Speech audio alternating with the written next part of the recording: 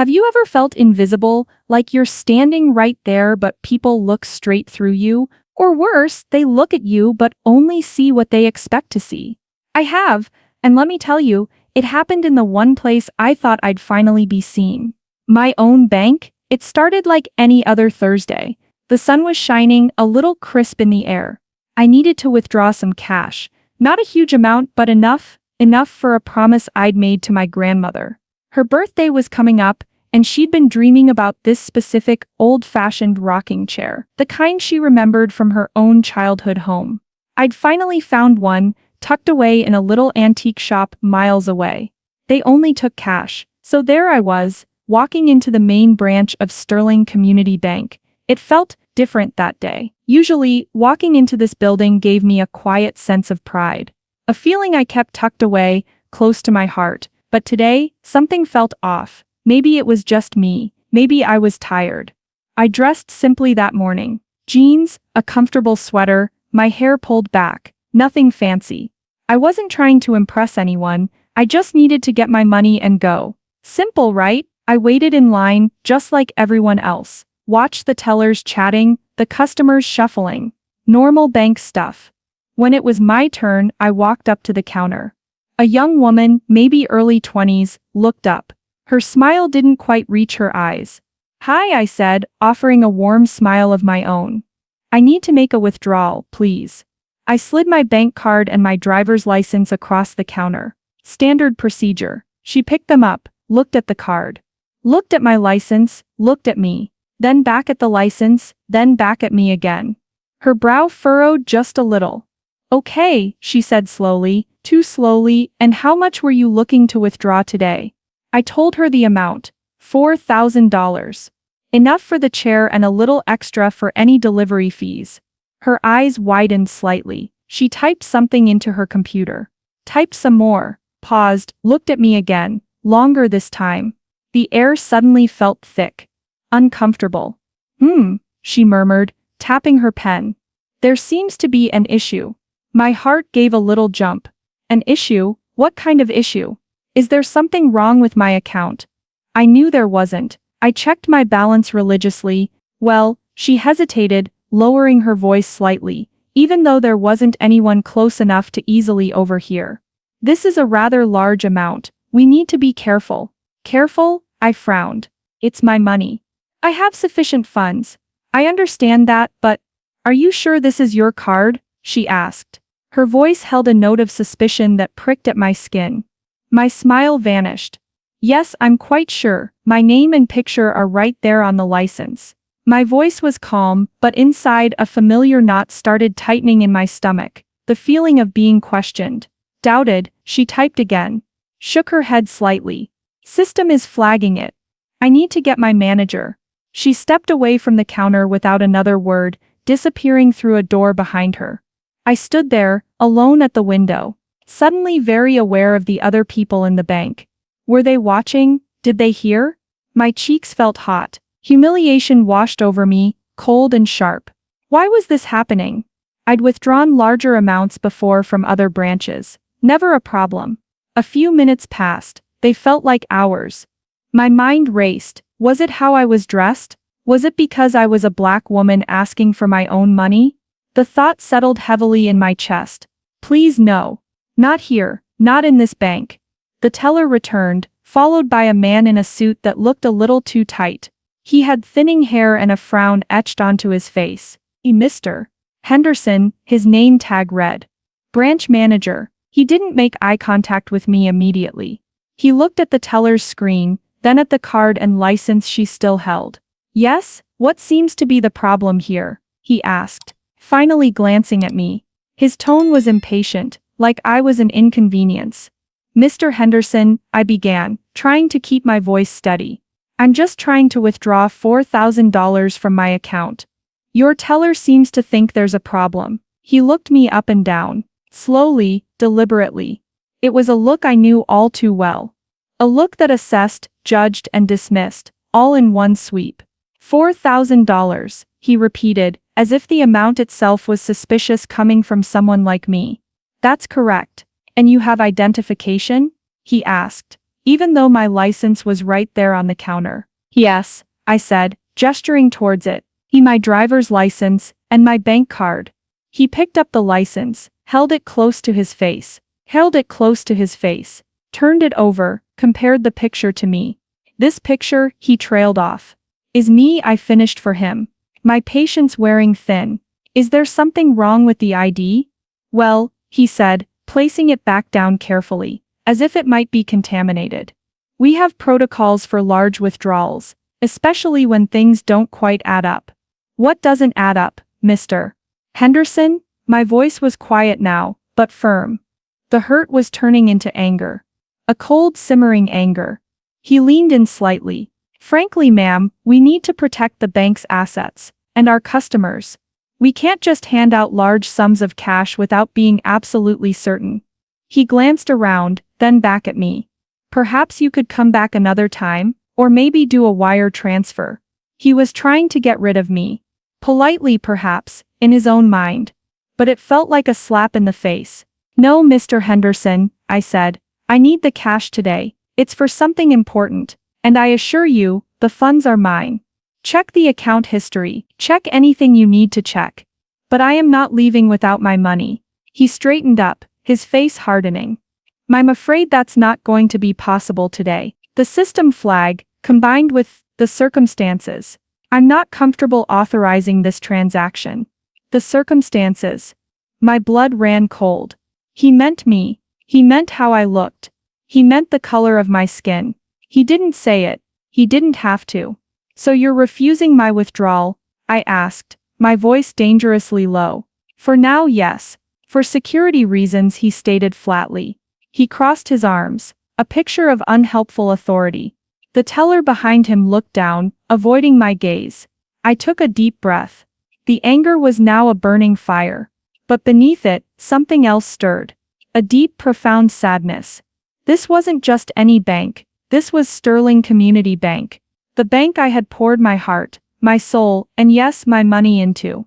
The bank I had acquired just 6 months ago with the dream of making it different. A place where everyone felt welcome. Where community meant something. And here I was, standing in the main branch, being treated like a potential criminal. By my own employees. I looked at Mr. Henderson, really looked at him. His smug certainty. His casual prejudice wrapped up in rules and procedures. He had no idea. Absolutely no idea.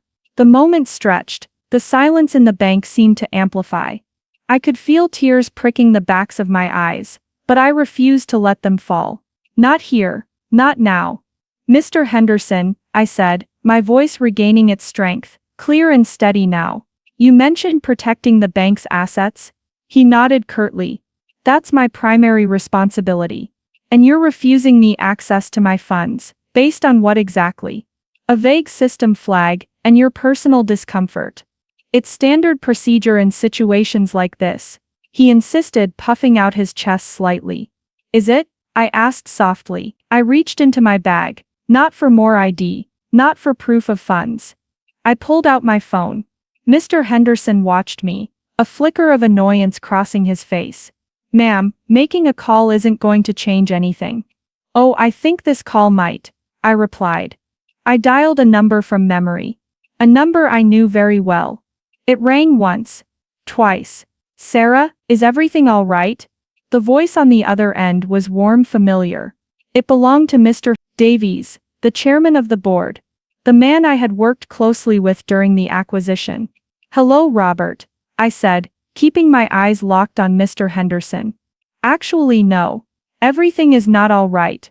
I'm currently at the main branch. Mr. Henderson's eyes widened almost imperceptibly. He recognized the name. Perhaps? The main branch. Mr. Davies sounded surprised. Are you having lunch nearby? No, Robert. I continued. My voice ringing out clearly in the quiet bank. I'm trying to withdraw $4,000 from my personal account. Cash. For my grandmother's birthday present. There was a pause on the other end. Then concern. And? Is there a problem with the funds?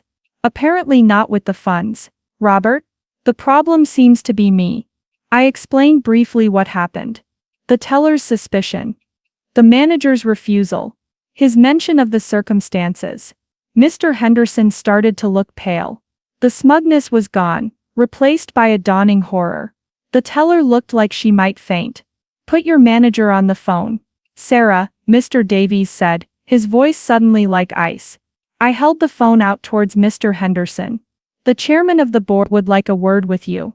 He hesitated, then took the phone with a trembling hand. Hello? Mr. Davies, sir. Henderson here. I couldn't hear Mr. Davies' side of the conversation anymore, but I didn't need to. I watched Mr. Henderson's face drain, of all color. He mumbled responses. Yes, sir. I didn't realize. She didn't say. Yes, of course. Immediately, sir. I understand. Terribly sorry. He handed the phone back to me, his hand shaking visibly. He wouldn't meet my eyes. Consider it handled, Sarah, Mr. Davies said, his voice warm again, but with an underlying fury. I am appalled. We'll speak later. Thank you, Robert. I said quietly and ended the call. The silence that followed was deafening. Mr. Henderson stood frozen for a moment, then seemed to snap back into action, but it was a clumsy, panicked kind of action. My deepest apologies, Ms. He stammered, clearly not knowing my last name, realizing he never even bothered to properly look. It's Mrs. Johnson. I supplied calmly. Sarah Johnson. He swallowed hard. Mrs. Johnson, please accept my sincerest apologies. There's been a terrible misunderstanding. He turned to the teller, who looked terrified. Process Mrs. Johnson's withdrawal immediately. No flags. No issues. Understand. The teller nodded mutely, her fingers fumbling on the keyboard. Mr. Henderson turned back to me, wringing his hands. I had no idea. You see, we have procedures, but clearly I misjudged. I am so sorry for any distress this has caused. Distress. That was putting it mildly. It was humiliation. Anger. Disappointment. A deep aching sadness that this kind of judgment still existed, even here. Even in a place I owned. The teller quickly counted out the cash. Pushed it towards me through the slot. Her hands were shaking too. I took the money. Put it in my bag. Then I looked at Mr. Henderson. His apology felt hollow, prompted only by the realization of who I was, not by any genuine remorse for his actions or his bias. Mr. Henderson, I said. My voice quiet, but carrying the weight of the moment, the weight of ownership. Procedures are important. Security is important. Treating every single person who walks through that door with respect, regardless of what they look like or how much money they're withdrawing. That's not just procedure. That's fundamental. That's non-negotiable. He opened his mouth to speak, but I held up a hand. You didn't see a customer. You didn't see a member of this community. You saw a black woman dressed in jeans, asking for what you considered too much money, and you made an assumption. You judged me based on a stereotype. My voice trembled slightly, not with fear, but with the force of the emotion behind the words. You were so focused on protecting the bank's assets, Mr. Henderson, that you failed to recognize the bank's owner. The gasp from the teller was audible this time. Mr. Henderson looked like he'd been struck by lightning. His jaw dropped, his eyes bulged. "Oh, owner?" he whispered. Disbelief warring with the dawning horrifying truth, confirmed by the call he just had. Yes, Mr. Henderson, I confirmed. I own Sterling Community Bank. I bought it 6 months ago. My name is Sarah Johnson. The owner. The shock was palpable. It radiated from him, from the teller, even seemed to ripple through the few remaining customers who had witnessed the scene unfold. I came here today. I continued, my voice softer now, laced with the weariness of it all, not as the owner, but as a customer. As a granddaughter trying to buy a birthday present. And you treated me like I didn't belong. Like I was suspect. I let that sink in. The silence stretched. Your behavior, Mr. Henderson, and yours, I added, glancing briefly at the now ashen-faced teller, was unacceptable. It highlights a problem that goes deeper than just procedures. It's about bias. Implicit bias, and it has no place here. Not in my bank. Mr. Henderson looked like he wanted the floor to swallow him whole. Mrs. Johnson. I swear, if I had known. That's the point, Mr. Henderson. I interrupted gently but firmly. It shouldn't matter who I am. Everyone deserves to be treated with dignity. Everyone deserves the benefit of the doubt. I paused, collecting my thoughts. This wasn't about revenge. Firing him on the spot might feel good for a second, but it wouldn't solve the underlying issue. Mr. Davies and I will be discussing this incident further, I stated. There will be consequences, yes. But more importantly, there will be changes.